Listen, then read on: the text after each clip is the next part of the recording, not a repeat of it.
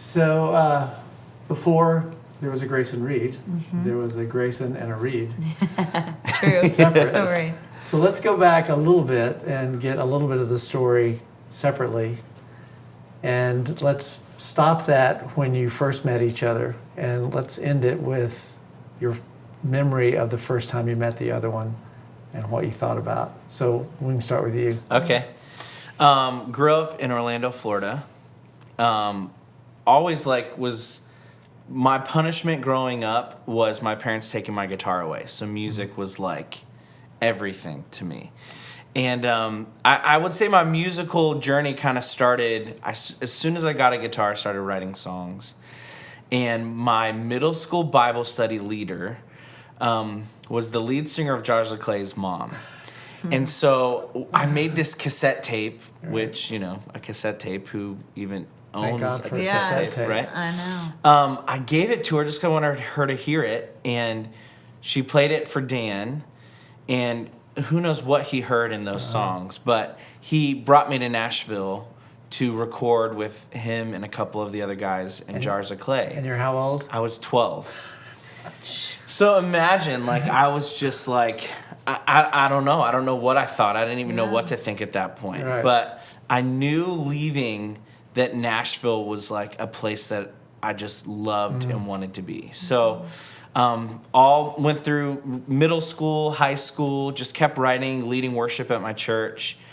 No thought really to be like an artist or pursue any of that. At that time, I just wanted to lead worship. But I knew I wanted to go back to Nashville. So Belmont University was the only option. It's really the only school I even applied for. Yeah. So thank God I got in, because I don't know what I would have done. But your folks were all for it? All for it. Yeah, my older sister went there, so okay. there was, connection. But moved to Nashville as soon as I could. Mm-hmm. And then literally within the first week of my freshman year, I started the band, Mike's Chair, which, went on for the next 13 years. But that first week, I also met Molly. And where were you when you met? Okay, well, I mean, I know the place. I know what he was wearing. Okay, I can't give you that. Our dorms were right next to each other. Yeah. And I remember we met on the sidewalk. I met your whole family, right? We didn't meet on the sidewalk. Okay, well, It's a guy thing. Yeah. It's not as clear. Anyways, I do remember immediately thinking she was so cool, right? So pretty.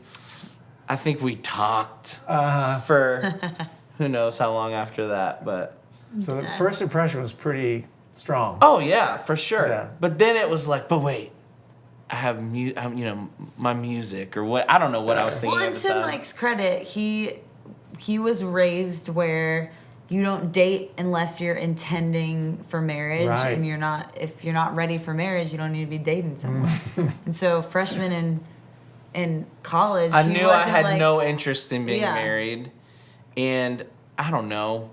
Looking back now, I think I felt like it was my time to be selfish, and that was okay. Yeah. And I didn't want, knowing that I wasn't interested in anything beyond, just fun, I think. Mm-hmm. I was well, I'm just going to, I'm not going to go there. Yeah. I may see her, I may not. Yeah. Whatever. Yeah. All right. Yeah. So let's rewind for you then. Yes. You come from... It was a cold February day, 1985. But really, I was born and raised in East Aurora, New York. Born in Buffalo, raised in East Aurora. So that's called a Yankee. Yeah, I was a Yankee. Yeah.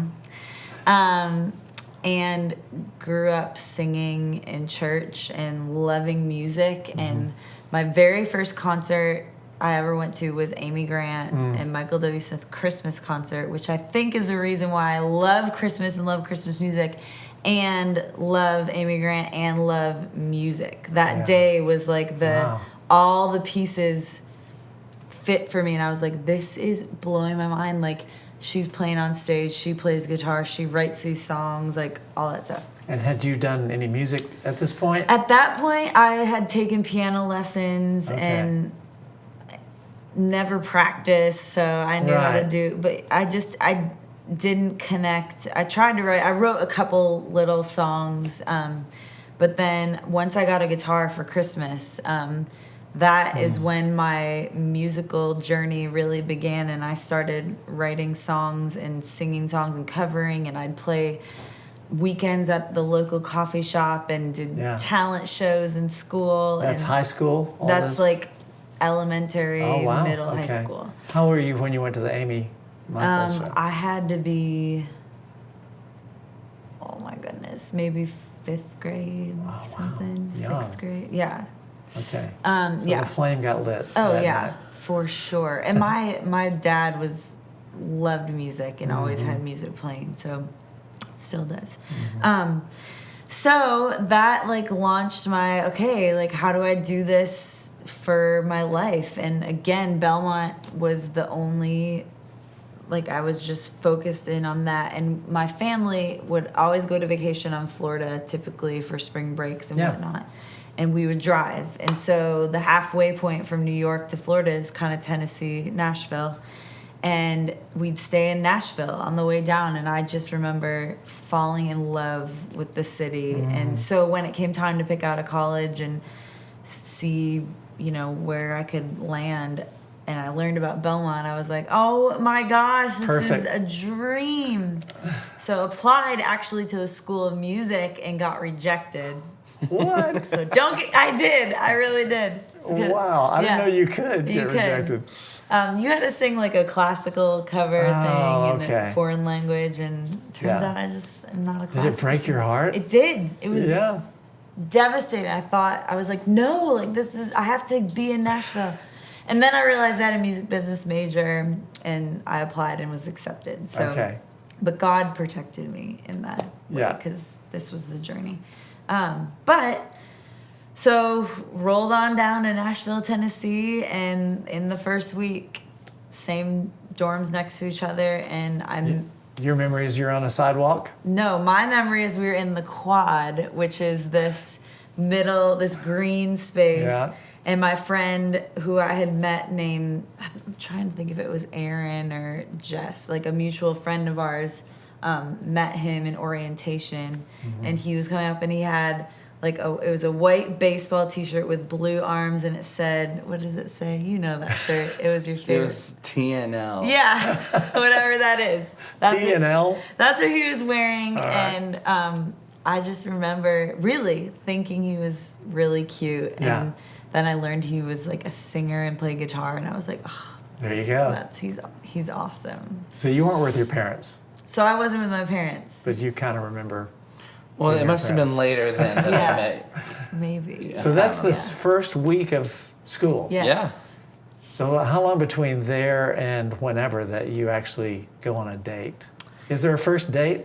Yes, that I didn't know was a first date. So. But not then. No. Fast forward. Well, that was 2003. We didn't go on a first date until 2012. So how many? Wow. So 9 years. What was it, 2011? Yeah, because I don't know. No, So way after 12. school. Yeah.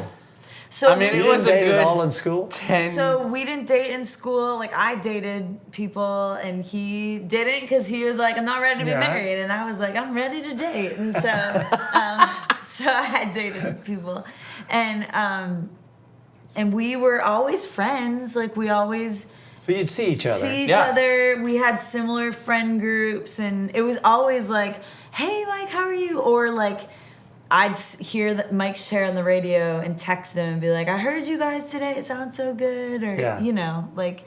And Molly was always the girl that after that, I mean, we ran in the same circle. So every time I'd see her, I'd be like, man, she is so cool. She's so beautiful. She's so talented. Yeah. But she was always dating somebody. Yeah. He's always saying, you're dating a loser. He's like, Well, you're always... But, Yeah. so you knowing this about him and his dating habits, Yeah. and I'm assuming you were the first one to say, hey, you want to go on a date? Yeah. That signaled something for you. Well, so fast forward the 9 years, we both went to a good friend of ours' house for a singles Valentine's Day dinner. I'm not making this up. Okay. And so when I showed up, he was like, "Oh my gosh, you're single?" Yeah, I was What's like, what going are you on?" doing here? Yeah. She was never single. Yeah. Yeah. So we we just started talking, and he had texted me, and then that week he was like, "Hey, do you want to come listen to some of the Mike's Chair stuff? We're recording their third record, and we'll grab dinner before." And it was very casual seeming, and I was just like, "Yeah, I'd love that. That'd be awesome." And secretly, I'm like, "Yes, anything to hang out with you. Like, please let this not just be a friendship." Because he was always the guy that just stood a little taller, and like he was like a special one that honestly I never felt like worthy that I could ever have a man as great as him. And Which she doesn't think anymore now that Yeah. Now she and now knows. that we're married. Never. Did you take that as a date? So I took it as, I'm guessing we're meeting up with the whole band, having dinner on their break, then I'll go listen. Okay. But when I showed up to the restaurant, he's like, "Meet me at City House," which is in Nashville. And I had never been there. I didn't know. And I show up, and he's just standing there waiting outside, just him. And I was like, "Oh my gosh, it's just Mike." And then we go up to the hostess, and he was like, "I have a reservation for," and I was like, "Oh my slick. gosh, this is a date," you know? Yeah. So that was when, like, I was like, wow. And then he asked, he's like, "I want to take you out again." And it was like, okay. Yeah. He's Where I pursuing- thought I was being like very intentional. And it was Sounds like, like it. clear, you know? Yeah. But then to find out later, she Yeah. didn't know it was clear until Yeah. like we were well. You in. kind of had to follow up Yeah. Yes. before Yeah. you thought it was real. Yeah. Yeah. So, But that started then a dating yeah. season Yeah. of how long? About a little over a year and a Yeah. half. I think. Oh, wow. Yeah. And that So was your falling in love That was season. our falling in love. Yeah. And where in that year and a half were you starting to talk about, "I want to marry you"? yeah. I mean, I knew pretty quick. I'm like, if Yeah. he's into it, like I'll let myself just feel what I actually feel, which Yeah. is you're incredible, and But I've you're- never met anyone like you. But you're being cautious. Yeah, but being cautious. And Mike, again, is like an incredible man of God, and our whole relationship protected us in a way that I had never been in any relationship. Yeah. He was so respectful and very aware of boundaries, physical and emotional and everything, and like wanted to build an incredible foundation. And I just knew without him telling me he was super serious, I knew he was, because Yeah. it's not like I was just some girl he was hanging out with. He was really pursuing me, and I had never been in that way. Yeah, I mean, for me, any relationship prior to Molly, again, me dating very purposefully, I would know pretty quick. You know what I mean? So, like, if nothing really passed a month, really, before Molly. Yeah. And then Molly, it's like you get to the month point, and it's like, well, no, I'm not interested in walking away. And then it was the 6 month point, and for me, it was like, I think, I don't know, probably about 6 to 8 months is when it was like, okay, like this is, Here we go. Yeah, this this is is real. for real. Yeah. And I just, at that point, in my head, I kind of started planning of, Yeah. you know, ring and proposal and whatever. She And didn't know. Yeah. He was very like, I guess we talked about what we wanted and how Yeah. many, you know, but it wasn't, we never had like, "I want to marry you, this is happening, da da da da da," you know, because, yeah, we just, but it wasn't weird to me. It was just, yeah, I don't know. So you proposed, right? Yes. Is there a good proposal story? Yes, Yes. actually. We so I think just cuz I grew up with two older sisters who constantly like beat into my head like, you know, don't hurt people, and especially girls, and don't, Yeah. you know, so I just had this thing where I only wanted to say I love you to one person. And so I had never said that to Molly, like our whole relationship. Yeah. And I remember we were out on the road actually with Matthew West. Yeah. And And I was out with Franny and Sidewalk Prophets. So we're both on tour. Yeah, and I had to plan the whole thing kind of in the 1 or 2 days that we were in town between shows. Yeah.